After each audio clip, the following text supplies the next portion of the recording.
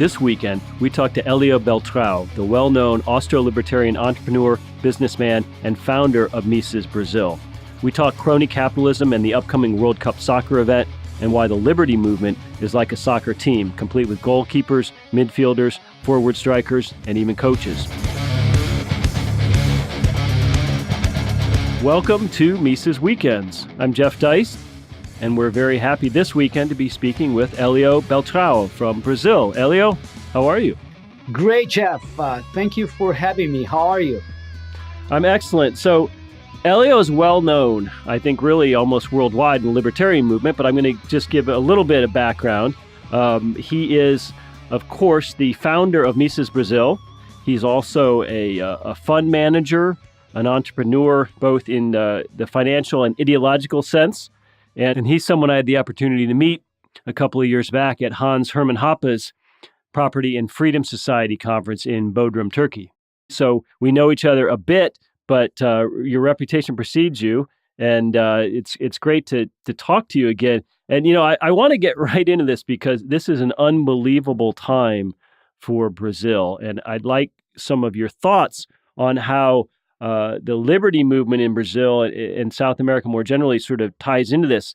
You know, the World Cup is a week away right now, and it's interesting how aware the folks have become with these events in terms of pointing out the crony capitalism that can often be involved, and we're hearing from sort of the left anarchist side in terms of the black bloc protesters who have promised to disrupt things.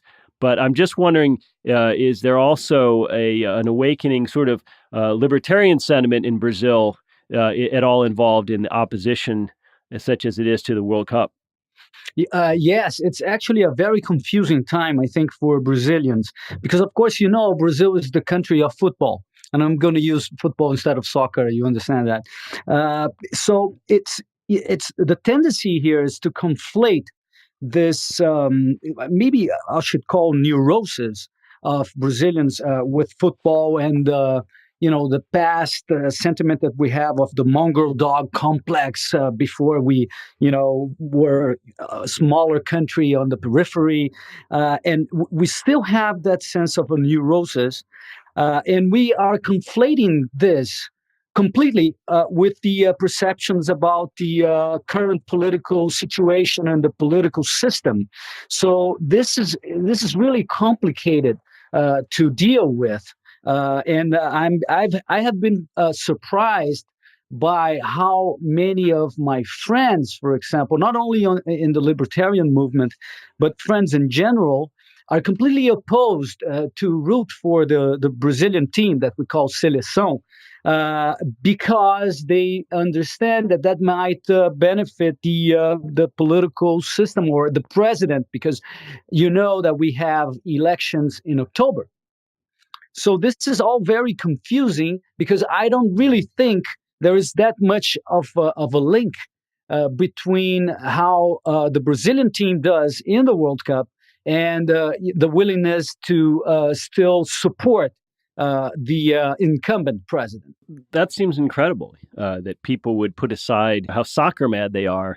Is President Rousseff, is she directly identified with the World Cup? Is she someone who championed bringing it to Brazil? Yes, she decided to champion it. Actually, the president before her, Lula, who was very popular and who is a close friend in the same party. So she is completely identified with the World Cup in the sense, not the Brazilian team itself, but of course let's say the organization of the infrastructure and the World Cup in general. So definitely she is related and to the World Cup. But I think the two things might be viewed as separate, the success or failure of the Brazilian team and whatever happens with the peaceful rooting for your own team during the World Cup and how the infrastructure deals with the tourists here. So, but for whatever reason, these two are mixed up completely. So people are generally not rooting for Brazil. We don't see, it's amazing that at this point in time, in the past World Cups, not in Brazil, we always had the streets covered with flags and banners and the asphalt painted in green and yellow all over Brazil. And we don't have that now. It's amazing. It's shocking for me to witness that. Well, that is shocking because certainly Americans have a perception of Brazil as soccer mad, as we call it. The price tag I've seen attached to bringing the World Cup to Brazil is about $11.5 billion. Obviously, the 2016 Olympics are coming up, also in Brazil. The recent games in Sochi, in the former Soviet Union, the price tag there was about 50 billion US dollars.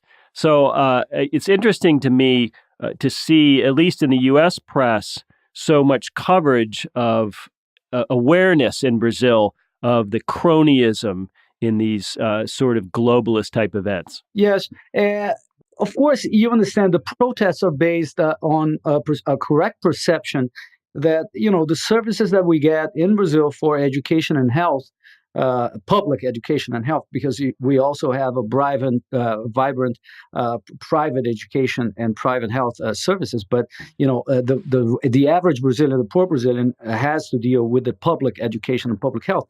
The correct perception that those services are completely bad and people die the whole time in the hospitals, and education really is no education at all, basically. So of course there is the frustration with that, and people are saying, why should we, as a people, as the government, taking the taxpayers' money to invest in the World Cup, and not invest in more hospitals and education. Of course, we as libertarians understand the complexity of having the government do those services. But basically, we have in Brazil mainly 50% think the World Cup is good because we'll have more investments, more consumption, and more visibility for Brazil, and 50% consider it bad. Because of this problem that I just mentioned with the public services. So that's the frustration. These 50% that think it is bad, they are carrying it through to the streets and are plan to make demonstrations and protests all over Brazil, and they're trying to do that. But Jeff, I don't think this is going to be a real problem. The government, of course, understand that this is a central issue for the success and the peaceful event that all Brazilians should want to have. So they are going to be up to speed with trying to avoid that. And in fact, I've heard that some libertarians that went to the last year's Confederations Cup protests, they was just there. They were not leaders or anything. They were being summoned and interrogated by the federal police a couple of times, and the federal police wants to intimidate them, not for them to get involved in further protests. So in general, I think we're not going to have big problems as far as protests or violent protests and demonstrations. Shifting gears a little bit in terms of perception, I'd love to talk to you a bit about Brazilian libertarianism. Now, when you not long after you founded Mises Brazil, you were actually up here in Auburn, and you gave a speech entitled Starfish and the Spider, and we've got it on our website at Mises.org. I'd encourage anybody to look at it because it's a great speech. And you talked, among other things in that speech, about sort of conceptual tactics for libertarians. And one of your messages was, hey, libertarianism means different things to different people and different cultures, and it ought to be couched and sold as such. In other words, is there sort of a Brazilian flavor to liberty that's not like the American or Western-centric flavor of liberty? I would say that Brazilians are more pragmatic, and so they would tend to value a little bit more than the U.S. the consequentialist approach rather than the deontological approach, or the let's say the natural law approach, or objectivist approach. So Brazilians tend to be a little bit more pragmatic in that sense, and I think then in Brazil the consequentialist approach has a little bit more uh, uh, um, more, advantage to pursue that. So yeah, we need to localize the approaches. But of course, what we do at Mrs. Brazil, and we have been very successful, I would guess, for the time we've been around, is to use the Mises Institute as a benchmark, and not try to reinvent things. And that is, I think, the main was the key for the success that we've had recently, to have the Mises Institute as a model. So that's how I view the movement in Brazil. It's going very well. We have now, it's amazing. We have maybe 20 institutes or organized organizations promoting liberty in Brazil, only in Brazil. So it's amazing what's going on here. Of course, we're still small, but I think we're doing the right stuff here.